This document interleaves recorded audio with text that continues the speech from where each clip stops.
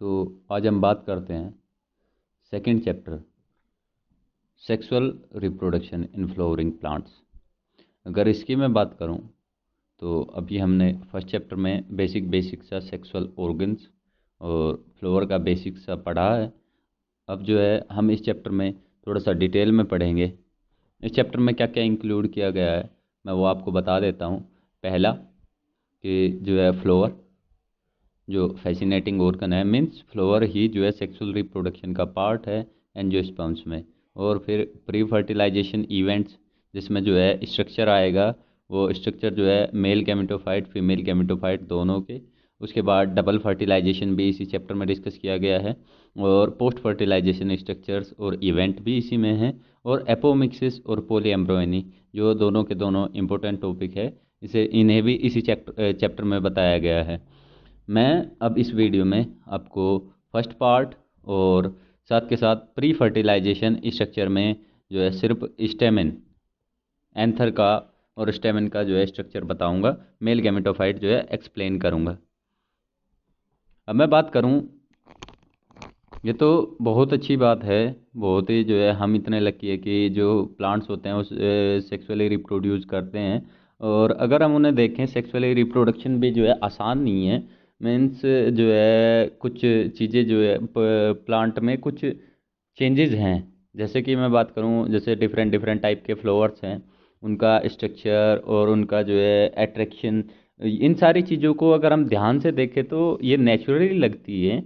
लेकिन वास्तव में क्या है कि ये सारी की सारी चीज़ें सिर्फ जो है सेक्सुअल रिप्रोडक्शन के एड है। जैसे मैं बात करूं, अगर क्या है कि रोज़ है और रोज़ का जो है ब्राइट रेड कलर है, तो ब्राइट रेड कलर सिर्फ जो है दिखाने के लिए नहीं है, वो वास्तव में क्या है कि इंसेक्ट्स को पोलिनेशन के लिए अट्रैक्ट करने के लिए है।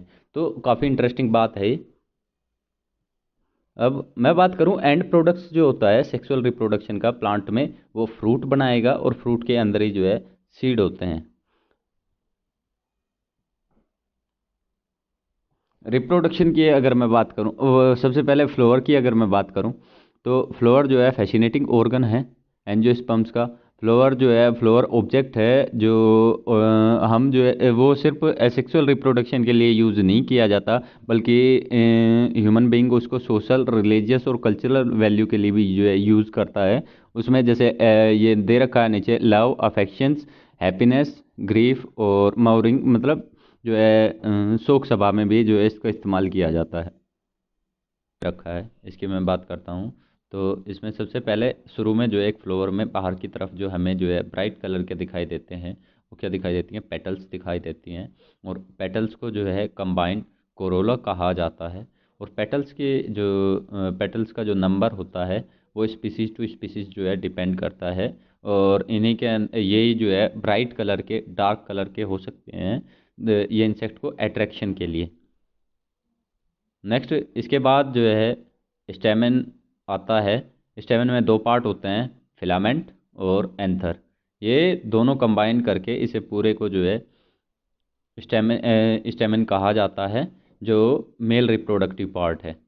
नेक्स्ट मैं बात करूं, इसके सबसे लास्ट में जो है अंदर की तरफ जो है फीमेल रिप्रोडक्टिव पार्ट होता है, जिसमें जो है तीन पार्ट होते हैं। सबसे ऊपर का पार्ट जिसको जो है स्टिग्मा कहा जाता है, और बीच वाला पार्ट जिसको स्टाइल कहा जाता है, और सबसे लास्ट वाला पार्ट जिसको जो है ओवेरी कहा जाता है। और ये कंप्लीट मिलके जो है फीमेल रिप्रोडक्टिव पार्ट बनाता है, और इसको जो है कार्पेल या पिस्टिल कह सकते हैं। नेक्स्ट इसी में जो है बाहर की तरफ किसी भी फ्लोर में जो है ग्रीन ग्रीन कप शेप जो है पत्तियां होती है, उनको सेपल कहा जाता है। और ये कंबाइन होके इनको कैलेक्स कहा जाता है।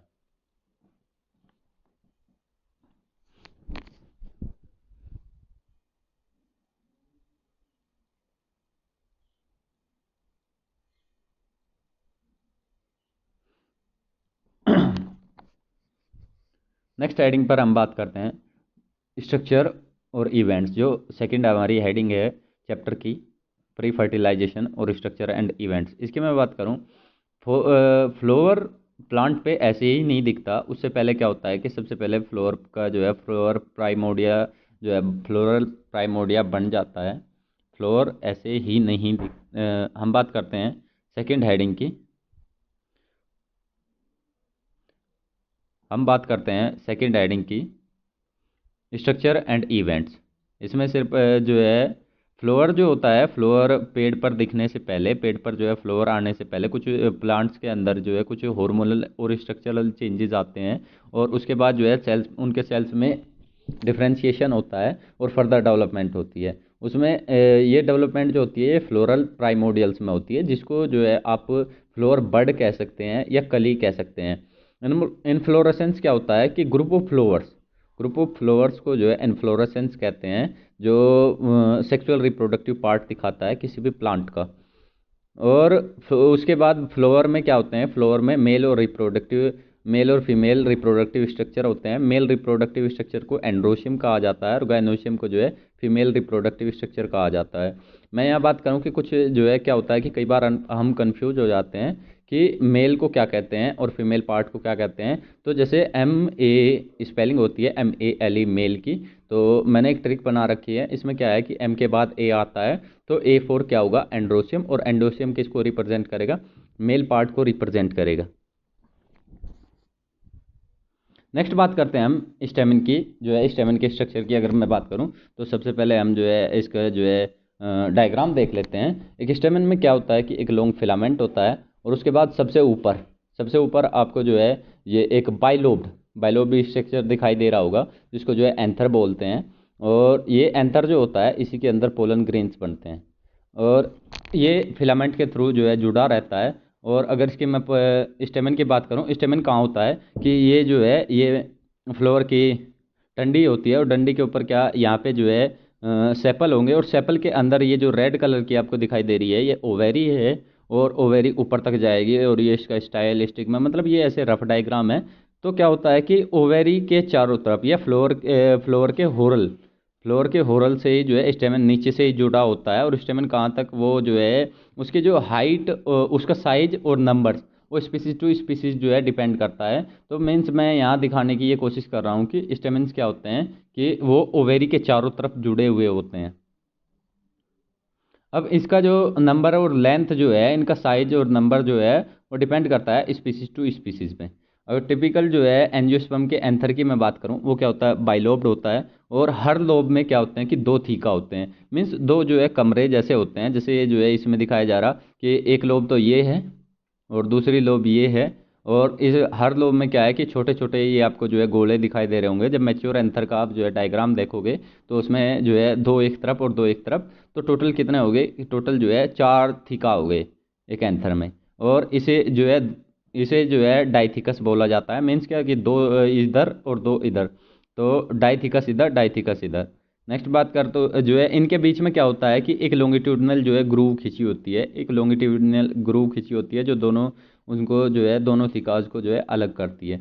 अगर मैं बात करूं एंथर के जो है 4 साइड्स हैं, और ये स्ट्रक्चर रिप्रेजेंट करता है किसको, माइक्रोस्पोरेंजिया। इसको जो है माइक्रोस्पोरेंजिया कहा जाता है। माइक्रोस्पोरेंजिया जो है फर्दर डेवलपमेंट करके पोलन सेक्स बनाता है, जिसके अंदर पोलन ग्रेन बनेंगे, और एंथर जो है एंथर के अंदर ही जो है पोलन ग्रेन्स बनते हैं। अब माइक्रोस्पोरेंजियम के स्ट्रक्चर की अगर मैं बात करूं, एक बार जो है आप इसका जो है डायग्राम देख लेते हैं। ये जो है एक मैच्योर एंथर है। पहले जो है प्री मैच्योर जो है एंथर को देख लेते हैं। प्री मैच्योर एंथर जो है ऐसा होता है, और इसमें क्या ये लाइनिंग बनी हुई होती है अंदर से जो है बाहर से अंदर की तरफ, और ये चार जो हैं चारों कोनों पर ये क्या है, ये थीका है। और इन सभी यही जो है बाद में जाके पोलन सैक में डेवलप होंगे, और इन्हीं के अंदर जो है पोलन ग्रेन्स बनेंगे। इसमें सबसे बाहर की लाइनिंग की मैं बात करूं जो है वो एपिडर्मिस होती है, उसके बाद जो है एंडोथीसियम होती है, फिर मिडल लेयर होती है, और सबसे लास्ट में जो है इनर मोस्ट। हम बात करते हैं इनर मोस्ट लेयर की, मैं बता रहा था। तो इनर मोस्ट लेयर जो है ये इनर मोस्ट लेयर होती है जो स्पोरोजिनस टिश्यू के चारों तरफ होती है, जो इसको पोलन ग्रेन्स को नोरिशमेंट देने का काम करती है। ये मैंने नंबरिंग की है, जो है सबसे बाहर की जो होती है ये एपिडर्मिस होती है, उसके बाद सेकंड नंबर की, अब ये मार्कर है तो मार्कर से थोड़ा सा जो है डार्क हुआ है, तो इसी वजह से सेकंड नंबर नीचे है और थर्ड नंबर ऊपर है। और ये थर्ड नंबर की जो होती है ये मिडल्स लेयर होती हैं, जो ये 3 सेल की जो है आपको दिखाई दे रही होंगी, और सबसे बाहर की जो पिंक दिखाई दे रही है पिंक दिखाई दे रही है वो क्या होती है, वो एपिडर्मिस होती है, ये फिर एंडोथीसियम, फिर उसके बाद मिडल लेयर, उसके बाद टपिटम जो मैच्योर एंथर में होती है वो जो है डिजनरेट हो जाती है क्योंकि पोलन ग्रेन पूरी तरह मैच्योर हो चुके हैं। उसके बाद मैं बात करूँ, दोनों तरफ आपको जो है ये गेट जैसे दिख रहे होंगे दोनों तरफ। ये क्या होता है कि ये जो एंडोथीसियम होती है यहाँ से जब एंथर पूरी तरह मैच्योर हो जाता है उसके बाद क्या होता है कि ये एंडोथीसियम यहाँ से जो है क्या वाटर एब्जॉर्ब कर लेती है, और वाटर एब्जॉर्ब करने के बाद यहाँ से क्रैक हो जाती है, और क्रैक होने के बाद इसमें जो है क्रैक दरार पड़ जाती है, और उसके बाद क्या होता है कि पोलन ग्रेन यहीं से जो है बाहर निकल जाते हैं। तो ये इसका जो है पूरा डायग्राम था। उसके बाद मैं बात करूं माइक्रोस्पोरेंजिया के, जो है हर माइक्रोस्पोरेंजिया मतलब है कि जिसमें जो है माइक्रोस्पोर बनते हों, और माइक्रोस्पोर और पोलन ग्रेन्स में जो है डिफरेंस है, और माइक्रोस्पोर फॉर्मेशन को ही माइक्रोस्पोरोजेनेसिस कहा जाता है। हर स्पोरोजेनस टिश्यू जो है क्या करती है कि माइक्रोस्पोर टेट्राड बनाती है, और जो है माइक्रोस्पोर मदर सेल से ये जो है बनाती हैं, जिसको जो है पोलन मदर सेल्स कहा जाता है, पीएमसी कहते हैं। और मियोसिस के थ्रू माइक्रोस्पोर टेट्राड बनते हैं। टेट्राड क्या होता है कि टेट्राड जो है एक ही सेल के अंदर जो है 4 सेल जुड़े हुए होते हैं। मीन्स जो है ये 4 पोलन जो है एक ही उसमें जुड़े रहते हैं, और जब जो है एंथर मैच्योर होता है, डिहाइड्रेट होता है, जब सूख जाता है, तो उसी टाइम क्या होता है कि ये सारे के सारे डिसोसिएट होंगे, ये आपस में से टूट जाएंगे, 1 2 3 4 ये सारे टूट जाएंगे, और टूटने के बाद क्या होंगे कि ये हर एक जो है पोलन ग्रेन है।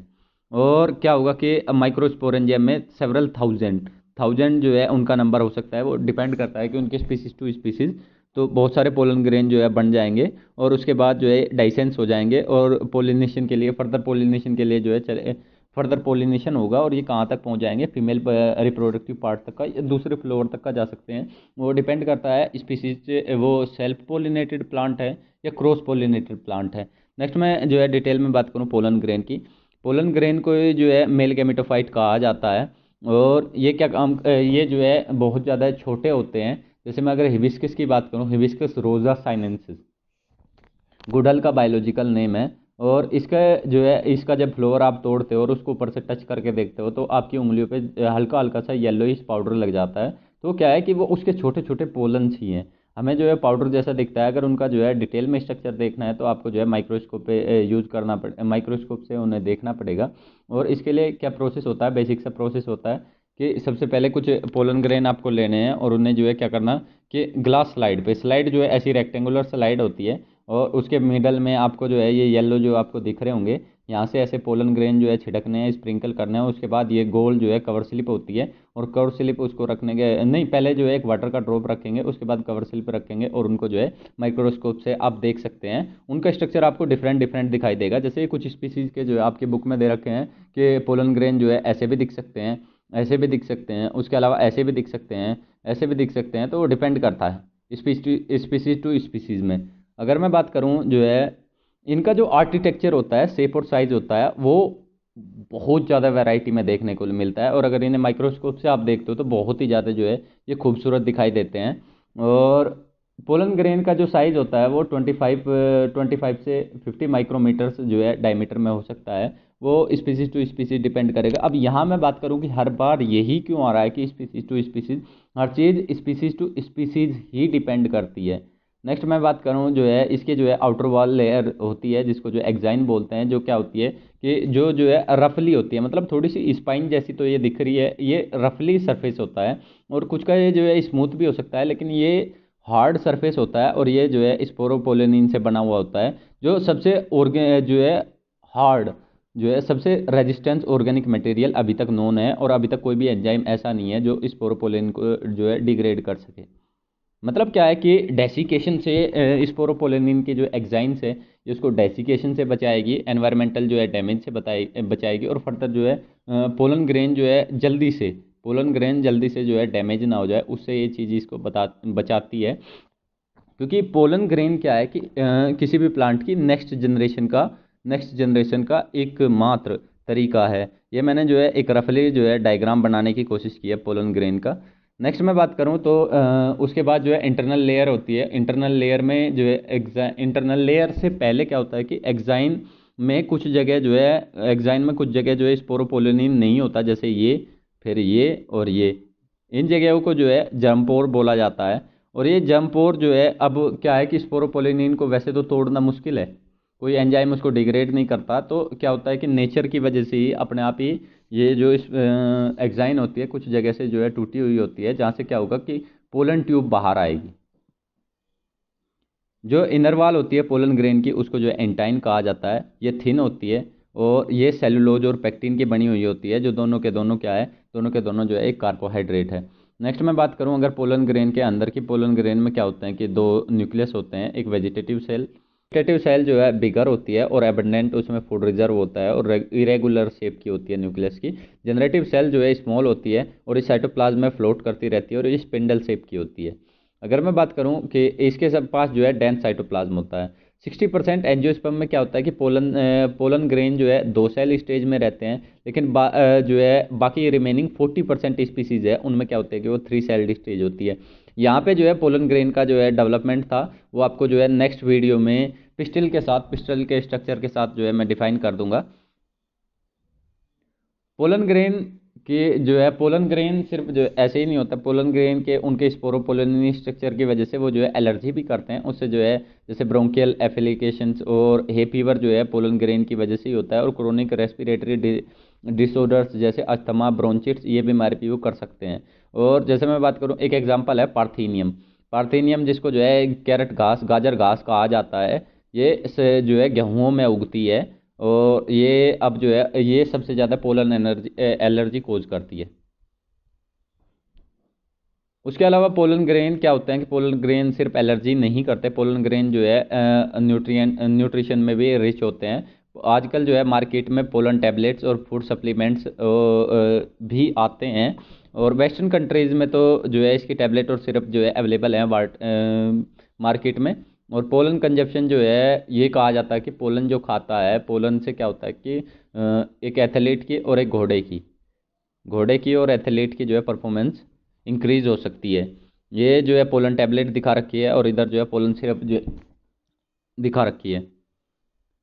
जब उसके बाद मैं पोलन ग्रेन के डाइसेंस के बाद की मैं बात करूं, तो पोलन ग्रेन जब जो है डाइसेंस हो जाते हैं, जब वो मैच्योर होके उस एंथर से निकल जाते हैं, तो तब उनको जो है स्टिग्मा तक पहुंचना होता है। अगर वो स्टिग्मा तक नहीं पहुंच पाते अपने प्रॉपर टाइम तक का, तो इनके जो है पोलन तो क्या होगा कि वो अपने आप ही डिस्ट्रॉय हो जाएंगे। इसको जो है बोला जाता है पोलन वायबिलिटी। पोलन वायबिलिटी का मतलब है कि वो कब तक एक्टिव रहेंगे, मीन्स कब तक वो जो है फर्टिलाइजेशन के जो है एबल रहेंगे, फर्टिलाइजेशन के योग्य रहेंगे। अब इनका जो पीरियड होता है वो डिपेंड करता है, जैसे मैं अगर कुछ सीरियल्स में बात करूं जैसे राइस और व्हीट की, और इनके जो पोलन ग्रेन होते हैं ये सिर्फ 30 मिनट तक का, मीन्स अगर एक बार एंथर मैच्योर हुआ और 30 मिनट तक का इनको स्टिग्मा नहीं मिला, तो क्या होगा कि ये पोलन ग्रेन अपने आप ही खत्म हो जाएंगे। लेकिन क्या होता है कि जैसे रोजेसी, लेग्यूमिनेसी, सोलेनेसी, ये जो तीनों परिवार है, रोजेसी जो है रोज का परिवार, लेग्यूमिनेसी जो है ये दालों का परिवार, और सोलेनेसी जो है ये आलू का परिवार, ये इनके जो पोलन ग्रेन होते हैं वो वायबल होते हैं, इवन महीन होते हैं।